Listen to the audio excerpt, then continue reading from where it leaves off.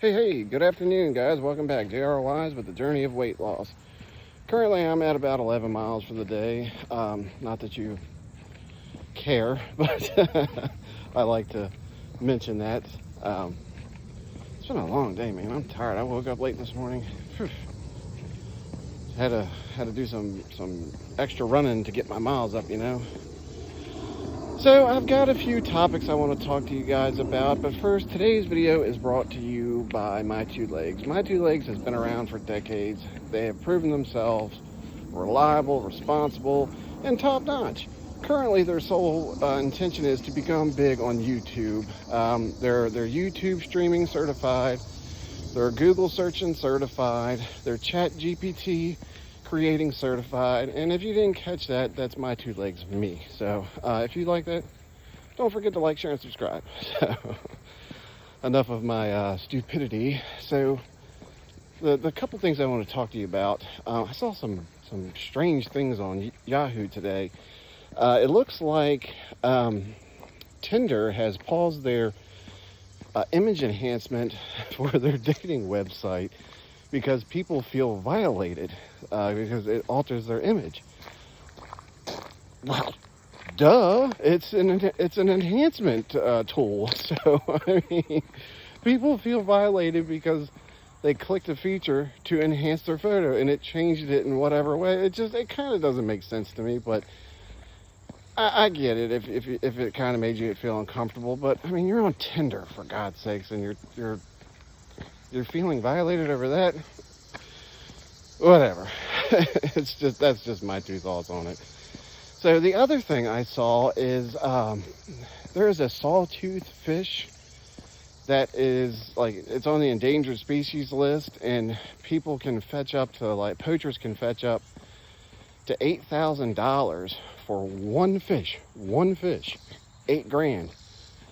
And I do not condone this at all, but I want to just bring your attention to this, that people are using the teeth from these fish to outfit roosters like they're gladiators for, what's it called? I don't want to say it, but you know what I mean, for chicken fighting, I guess.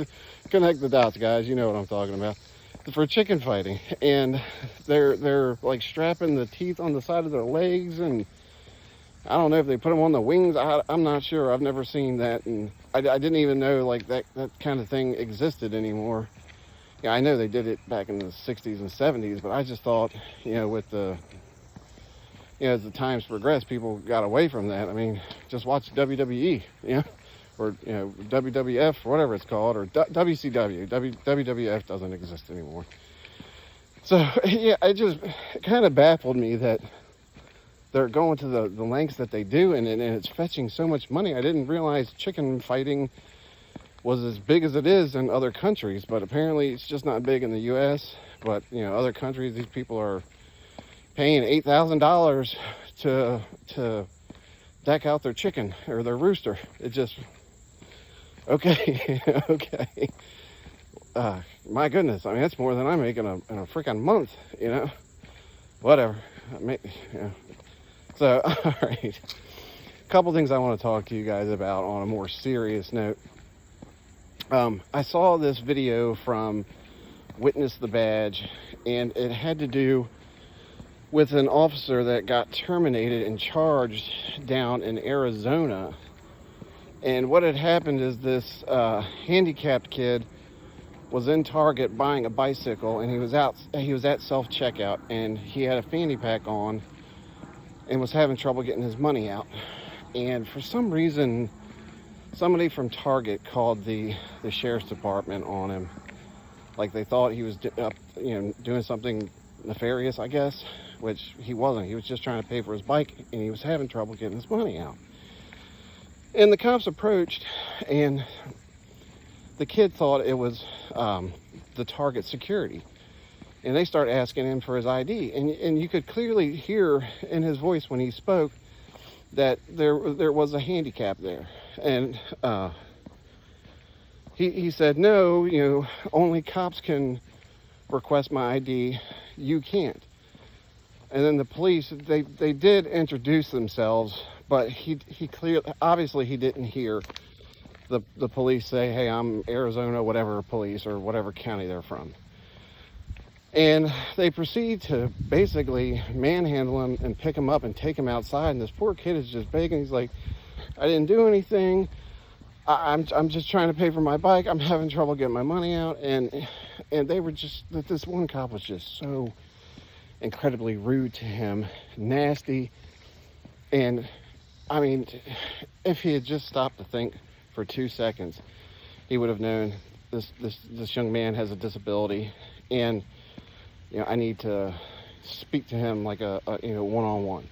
And the video is so sad. I'm not kidding. I teared up. Like I was actually heartbroken over how this poor guy was being treated, simply because he was taking too long at self-checkout and Target thought it was unusual. And long story short, the kid was arrested. They cut his fanny pack off of him. They talked to him like he was nothing. The poor guy was so confused. He was yelling at his phone, trying to get Siri to call 911, and he thought he got connected with them. And he's like, please help. Please help. They're trying, just go watch the video on Witness the Badge if you get a chance. And I'm not kidding. If you watch this, you will completely understand where I'm coming from when I say people need to have accountability when they make mistakes to the degree that this guy did. And I think he realized midway through, like, oh man, I think I screwed up. But he was, at that point, it was too late. So he was like, I'm gonna hit him with all these charges. They got him for like resisting arrest, failure to present ID, and a couple other things. And fortunately, they were all dismissed, or tossed out, expunged off this poor kid's record. And the cop was terminated, and he was charged with a crime. I don't remember what the crime was, but it went to 2 jury trials. Both jury trials were a hung jury, and I don't know if they're going after a third or not. I don't know how that works. But at least he did face some kind of accountability. I believe he lost his police certification too, so it's a step in the right direction. And I'm sure the young man more than likely got some kind of settlement from the police department, and probably from Target, because they contacted the police. And that's against some type of rules for handicapped people. And this poor kid deserves everything he gets, because what he went through was not fair or right. I feel so bad for him. Like I said, it had me in tears practically. Well, I did tear up. So, oh look, a bunny rabbit, guys. I don't know if you can see it or not, but he's over there. So, what's up, Doc? What's up? Quack, quack, or not quack, quack, that's Daffy. Anyhow, the last thing I want to talk about today is I don't know if you guys heard of this story, but I just heard of it. It's called the West Memphis 3. So back in the early 90s, there was a group of kids that went out riding their bicycles, and they found these kids the next day passed away in a creek bed. A terrible story. Terrible, terrible story. And they had no leads with who it was. DNA testing was not what it is today. So they were having trouble identifying anybody. And one day, this lady got arrested for credit card fraud. And the cops bring her in, and her son was with her. And her son kept saying, hey, I was there. I witnessed this happen. Well, that wasn't true. But the kid was friends with the three other kids that passed away. And the mom ended up saying, yeah, I'm neighbors with this guy, and he's a devil worshiper. So that intrigued them right then and there, because they suspected that whoever had done this to these children may have been involved in devil worshiping or something like that. And I don't know if you guys remember back in the 90s, devil worshiping was like all over the talk shows. It was like a hot topic across the nation. I barely remember it because, you know, I'm an 80s and 90s kid, but I didn't like watch, you know, Jenny and Oprah or none of that kind of stuff. I was a kid. So, come to find out, the kid that she was talking about, the teenager, he was friends with two other kids that were into that type of stuff. And the cops started interviewing them, and you know, they didn't have great alibis, which didn't help their situation. And one of the teenagers had a very low IQ. I think it was a 72, which, you know, it's low. Let's just say that. And he was only 15 or 16, and they talked to him without his dad, without a parent present or guardian. And the dad did okay it, but he wasn't in the room talking to him, which I'll tell you guys now, don't ever allow that. And they ended up getting a confession out of him, but the stuff he said was just all over the place. It didn't make any sense. The police had to feed him information. You know, just for an example, they asked what time this had occurred, and in reality, the crime occurred between 7:45 and 8:30 p.m. Well, the teenager said, "Oh, the kids skipped school, and they were with us at the creek bed at noon." That, you know, the cops said they ended up saying, "Well, was it more towards this time or that?" And they coerced his confession. So all three of them get locked up, and they go to trial, and they're all found guilty and sentenced to life. And the third one was actually sentenced to death. I don't remember his name. But later on, people started coming out saying, the lady that said she was involved with them and knew that they were into the devil worshiping and all that kind of stuff, she recanted her story.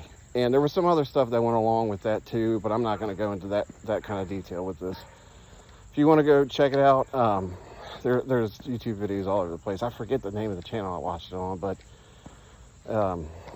I'll link the video in the comments. So she recanted her story. Some other people that claimed they were, you know, all of the stories got recanted.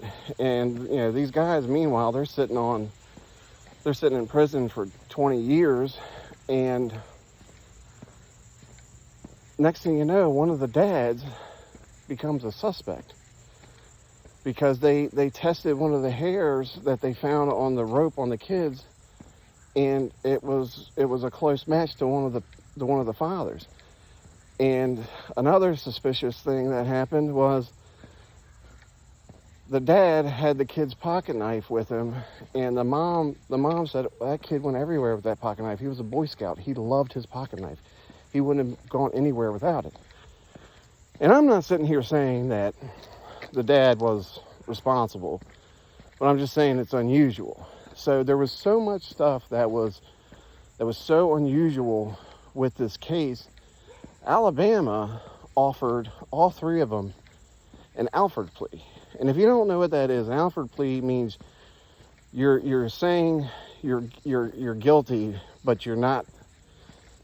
You're admitting to guilt, that there's enough evidence to prove that you're guilty, but you're retaining your innocence at the same time. And the reason they made him this offer is because they knew that the confession was coerced, and they knew that there was not enough evidence to retry them and prove them guilty. And the main reason they gave him this plea is they wrote in there and outlined that the three guys cannot come after them for money. So they've all been released, and the one that was sitting on death row, he has started, he's trying to find who actually did this. And a lot of people are still on the fence on whether they think they were guilty or not. And I don't know enough about the story to say whether they were or not, but it was an awful situation to begin with. Those poor children, you know, they're just going out in the woods to play, riding their bikes and stuff, and you know, some crazy person or people did what they did. But you know, and then the other thing is, these 3 guys, if they are innocent, they just lost 20 years of their life sitting behind bars. And you know, I'm sure they're thankful that they're out now, but you know, their lives have just been completely turned upside down. And you know, there wasn't enough proof to say, hey, they did it. So anyhow, let me know your thoughts on it. Do you think, you know, they were guilty, innocent? How do you think? What do you think about the sawtooth fish? Let me know your thoughts, guys. All right, don't forget to like, share, and subscribe. Take care.